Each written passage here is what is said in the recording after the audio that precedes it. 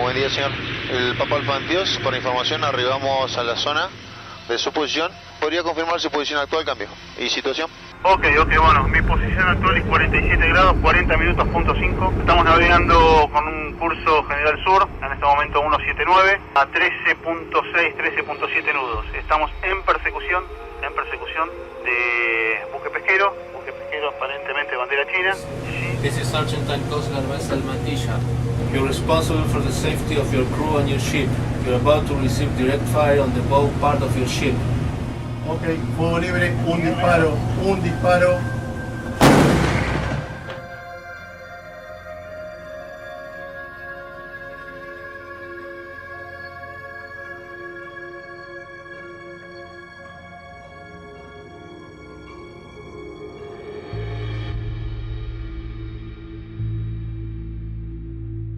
In March 2016, off the coast of Patagonia, a Chinese squid jigger called the Luyan Yuanyu 10 went dark, switching off its AIS transponder and illegally crossed into Argentina's territorial waters.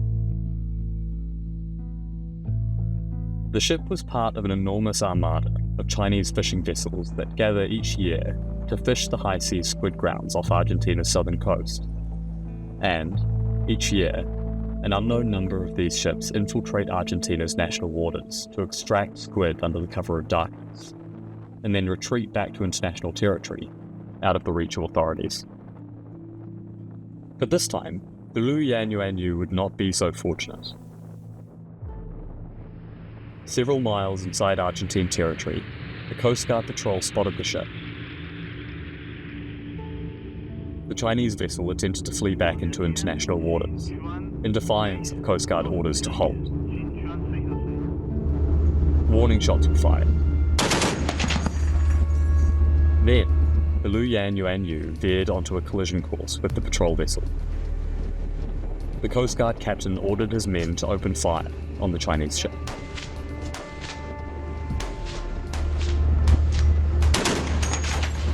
The high-caliber rounds punctured the hull of the Luyan Yuanyu. As the squid jigger listed and sank, all 29 of its crew leapt into the frigid waters of the South Atlantic. All but 4 were gathered up by a nearby Chinese squid ship. The remaining crew, including the captain, were pulled from the water and arrested.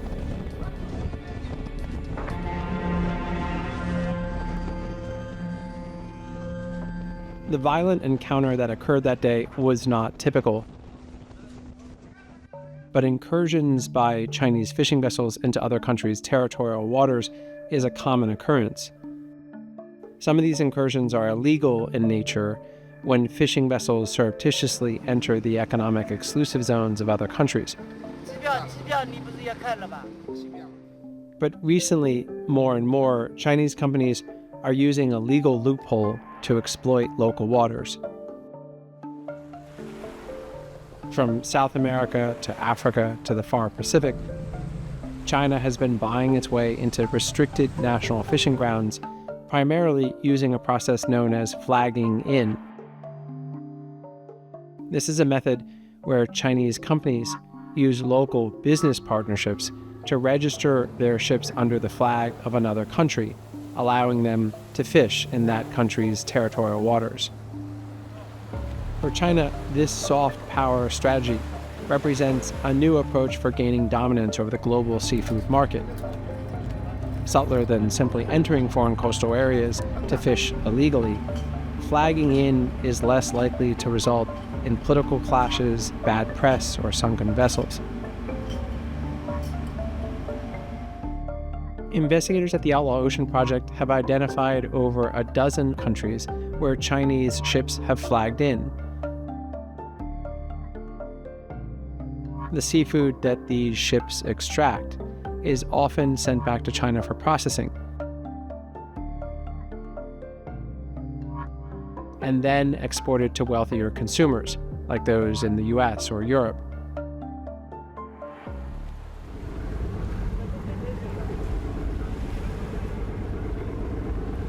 As part of a 4-year investigation into China's distant water fishing fleet, a team of reporters from the Outlaw Ocean Project boarded Chinese fishing vessels off the coast of West Africa the high seas near the Galapagos Islands, and an area known as the Blue Hole near the Falkland Islands.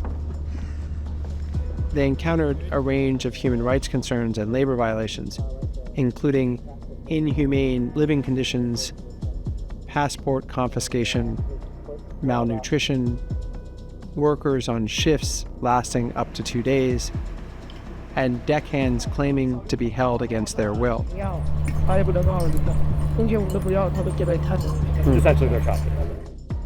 In June 2023, these same reporters were contacted by authorities after a woman made a worrisome discovery on a beach in Uruguay.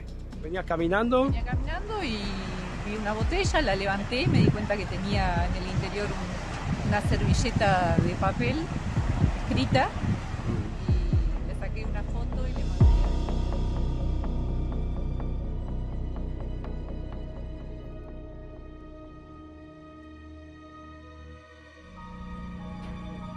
Many of these crimes have taken place on the high seas, beyond any country's territorial jurisdiction.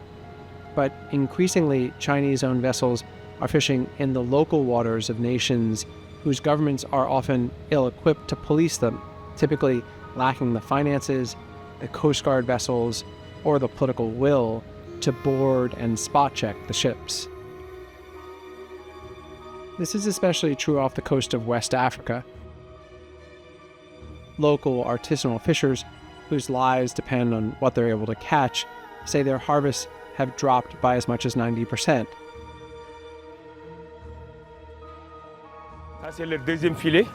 That's the second net. There's no fish. There were lots of fish around here, but even if we wait an hour, we won't catch anything. Our waters have turned into a liquid desert. Chinese-owned ships have been seen fishing in these restricted areas and using nets that are designed to catch everything in their path, including undersized and juvenile fish. In a process that wreaks havoc on marine ecosystems, the juvenile fish are then thrown overboard dead, while the larger ones are processed and frozen. We also did a thorough search of the vessel. That's where we found the illegal, unreported, and unregulated issues. The catch of juvenile fish, which is not supposed to be landed by this type of vessel.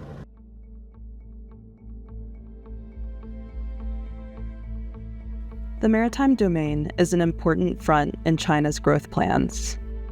This includes not just exerting dominance over contested waters like the South China Sea, but also consolidating control over shipping, fishing, and commercial ports in other countries. Chinese companies are operating in over 90 foreign fishing ports. They have fish processing plants, cold storage facilities, and shipping terminals. They've also made billion-dollar investments in other countries' railway systems, hydroelectric dams, lithium mines, and solar and wind power plants. And with these large investments comes enormous influence over foreign governments.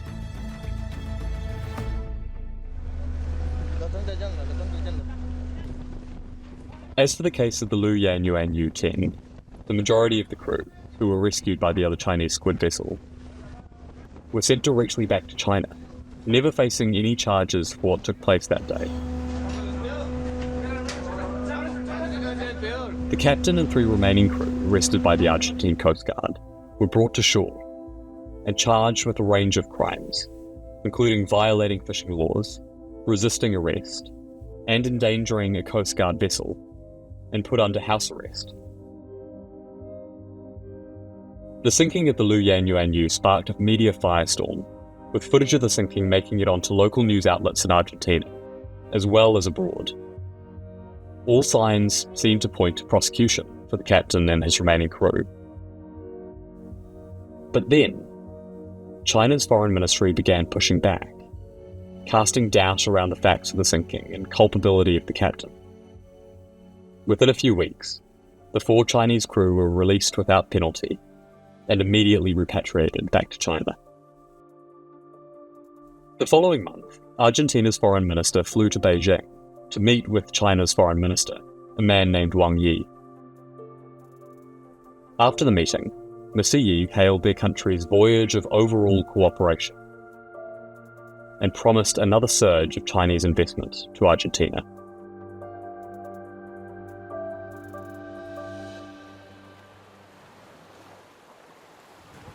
The trend here is clear.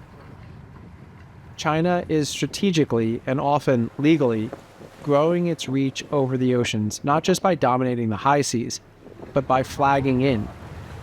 That matters for a huge variety of reasons. Food security in poorer countries, seeing their main source of protein getting exported.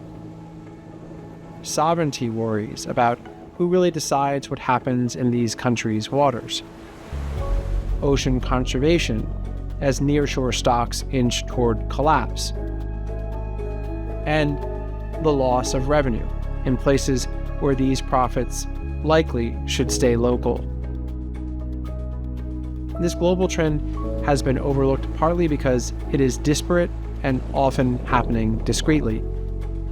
But the other reason the trend is happening may be because it is delivering cheap and seemingly inexhaustible seafood to many consumers in the US and Europe.